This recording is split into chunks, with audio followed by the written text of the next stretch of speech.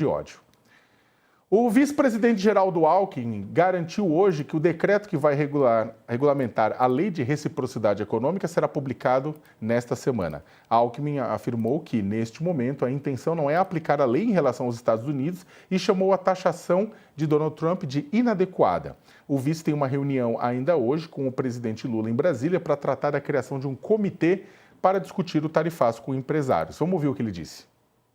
O Congresso Nacional aprovou uma lei importante chamada de reciprocidade, dizendo, olha, o que tarifar lá, tarifa aqui. E esta lei permite não só questões tarifárias, mas também não tarifárias chamadas. Ela precisava ser regulamentada, a regulamentação, que é por decreto, deve estar saindo amanhã ou terça-feira.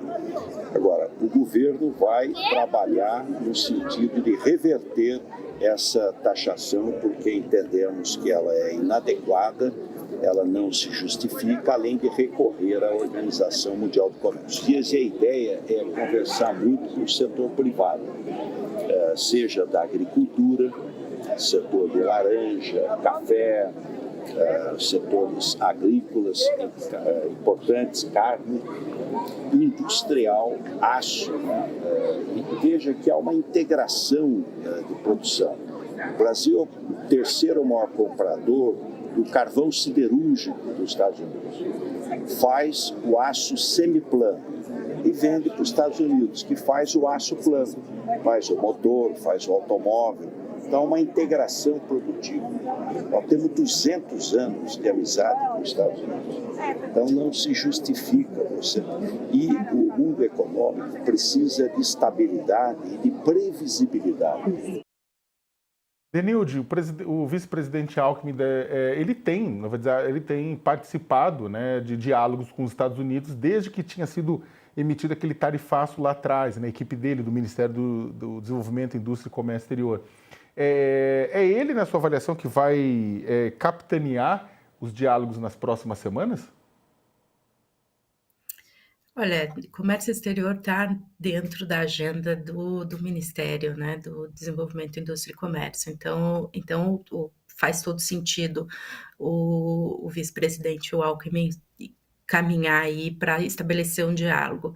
E também ele tem um tom mais moderado dentro dos diversos grupos, dentro do próprio governo, né? A gente falou anteriormente da estratégia do Bolsonaro, aqui claramente a gente está vendo outra estratégia, Sakamoto, é levar a discussão para o plano técnico, é trazer a questão das tarifas para onde elas deveriam estar, né, na discussão sobre o impacto econômico e também as medidas que devem ser tomadas do ponto de vista técnico em comércio internacional.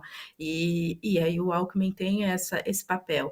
Chamar o setor privado também é uma parte importante dessa estratégia. O setor privado brasileiro tem um histórico de negociação nos Estados Unidos, não só via organizações que já atuam em conjunto com organizações de empresários americanos, tem acesso também a diversos grupos políticos nos Estados Unidos. Então, o que o governo está fazendo aqui é trazer a negociação para o nível técnico, conseguir ter canais de negociação nos Estados Unidos, né, com os grupos que também encaminham as negociações e estão fazendo diversas negociações, né, como a gente já falou.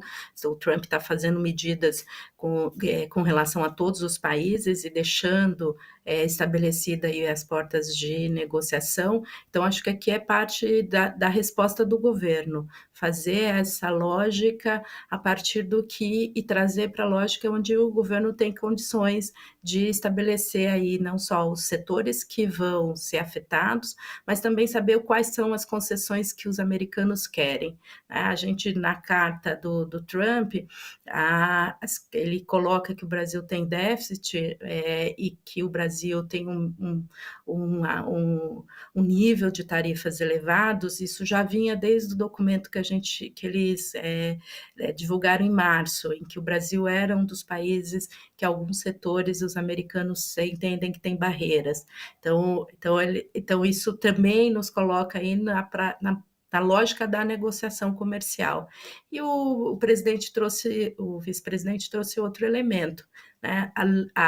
A lei da reciprocidade nos dá instrumentos não só tarifários, não é só sobre tarifas que nós vamos negociar com os americanos, é com relação às tarifas não tarifárias. E o que impacta no mercado brasileiro, mas também que impacta nas empresas americanas no Brasil. A gente tem muito comércio intrafirmas, então isso afeta não só o Brasil, mas também afeta essas empresas, e são aí, a gente tem um número bastante grande de empresas americanas atuando. Então, acho que a estratégia está indo para esse processo, tira a discussão política e traz para a negociação de comércio, e aí, de fato, o vice-presidente tem um papel importante e tem um diálogo que ele consegue estabelecer com diversos setores.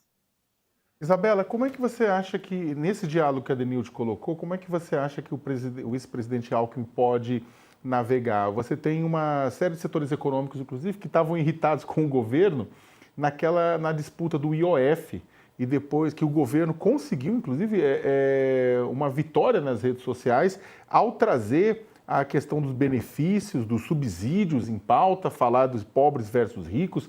Ele conseguiu, eu não estou nem entrando no mérito da disputa, mas ele conseguiu uma vitória sobre o discurso de quem defende, né, esses subsídios, de quem defende esses benefícios.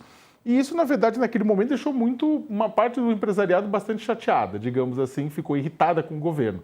E agora, esse empresariado acaba tendo que ir também na direção do governo, que é quem vai negociar com o Trump, né? Você acha que o presidente Alckmin pode conseguir navegar nesse processo? Ele vai contar com o apoio do setor empresarial que vai agir de forma pragmática? Ou uma parte do setor empresarial ligada ao bolsonarismo vai dar as costas e vai tentar se distanciar? Sakamoto, eu acho que tende a funcionar assim. E aí vou até complementar o que a professora Denilde trouxe, que é pensar o papel do Geraldo Alckmin, né? Eu acho que vale a gente lembrar o seguinte: a questão sobre os estados que podem ser afetados com o tarifaço, isso considerando que o tarifaço se mantenha, porque também existe a possibilidade, como o Alckmin falou, de negociação, e não só porque a capacidade de negociação está colocada, mas porque o Trump tem esse histórico, né? Ele volta atrás, ele diz coisas e ele rapidamente volta atrás como se não tivesse falado nada. Então, o que acontece nesse caso? Vale a gente lembrar que os estados no Brasil vão ser impactados de maneira diferente, né? Claro, serviços, indústria, tem uma questão sobre, inclusive, retaliação em relação à importação e exportação, então a gente não está falando só de exportação, mas basicamente a gente pode dizer que existem 3 estados que podem ser mais afetados com as diferenças de tarifas na exportação de produtos. São eles, São Paulo, Rio de Janeiro e Minas Gerais. Sendo que São Paulo é o mais afetado potencialmente pelas exportações, porque São Paulo representa mais de 30% das exportações do país para os Estados Unidos. Então a gente está falando aí de pelo menos 1/3 do que tem de exportação, do total de exportação para os Estados Unidos, saindo de São Paulo. O próprio Alckmin falou, por exemplo, no caso do suco de laranja e até questões relacionadas a produtos para aeronaves. E o Alckmin tem uma experiência que ela não tem a ver só com o lugar que ele está agora, mas que tem uma experiência no governo de São Paulo e com o diálogo com esse empresariado. Alckmin é próximo desses setores, Alckmin, ao longo da sua trajetória política e da sua atuação política, já negociou e tem uma possibilidade, de fato, de diálogo com esses setores. Então, eu acho que faz muito sentido o Alckmin aproveitar essa expertise dele e estar, de uma certa maneira, tão próximo do estado que é o estado que mais exporta. Então, eu acho que tem tudo para dar certo por diferentes coisas, como a professora comentou, mas também eu acho que pela expertise do Alckmin, pelo conhecimento que ele tem. E não acho que os setores, por razões ideológicas, vão virar as costas para o Alckmin, porque a gente está falando de questões basicamente que determinados ramos da indústria podem necessariamente fechar por conta desse tarifaço ou ter um impacto muito grande. Então não há ideologia, a meu ver, que sustente no empresariado quando você está falando basicamente da existência, né, da continuidade desses setores. Então acho que não. Acho que a gente já teve sinalizações, por exemplo, no caso do agronegócio, que a despeito de ter setores do agronegócio, claro, tem muita diferença entre os diferentes setores, mas setores do agronegócio que são muito bolsonaristas, que, enfim, rapidamente se viraram às costas do bolsonarismo porque querem ver as suas questões resolvidas para a continuidade dos seus negócios.